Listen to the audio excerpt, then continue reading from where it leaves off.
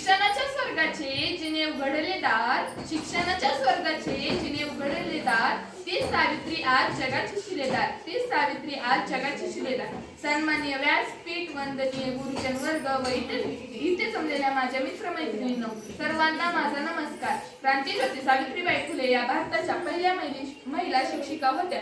त्यांचा जन्म 3 जानेवारी 1831 मध्ये सातारा जिल्ह्यातील नायगाव या गावी झाला. त्यांच्या वडिलांचे नाव खंडोजी नेवसे पाटील व आईचे नाव लक्ष्मीबाई असे होते. वयाच्या 9व्या वर्षी त्यांचा विवाह थोर समाजसुधारक ज्योतिबा फुले यांच्याशी झाला.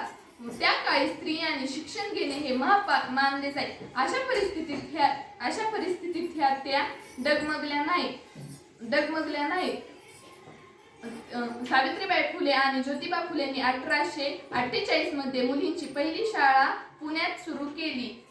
पुणे इथे सुरू केली. जाता जाता एवढेच